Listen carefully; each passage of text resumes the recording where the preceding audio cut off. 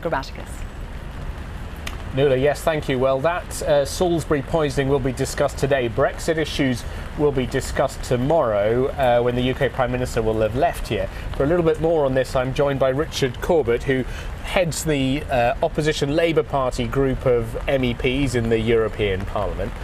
Just on the Russia question, which we'll hear about today, how much do you think the EU countries are squarely behind the UK on this? Is there any sort of Brexit effect that undermines their support?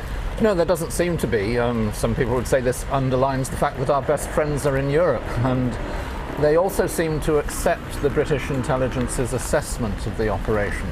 That hasn't always been the case, shall we say, with British intelligence being accepted by the rest of Europe, but this time they do appear to accept the conclusion.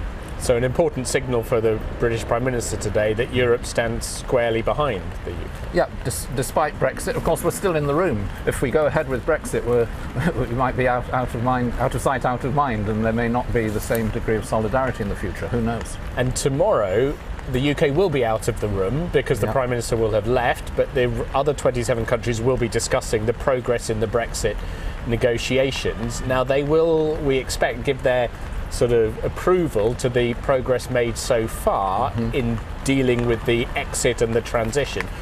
But how many sort of difficulties do you think still remain in securing that deal? Because it's not done yet, is it?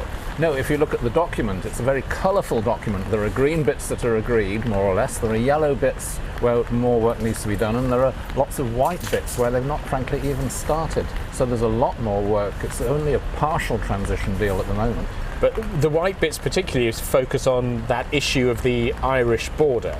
And we do know that the leaders, the 27 here, will say to the UK tomorrow, they're expected to say, you have to include this, have a solution to this in the final deal. Is that still a very big hurdle to cross? Yeah, well, the rest of Europe is waiting with bated breath to hear how you turn that border into a customs border, which the UK government still says it wants to do, and not have any customs controls. How can you do it? Nobody knows. So yes, ensuring that no border controls come in there. Well, Richard Corbett, thank you very much. That's stated intention, but how do you do that if you want to leave the customs union? Which is going to be the tricky issue to try to resolve in the coming weeks and months. Richard Corbett, thank you very much for taking the time to join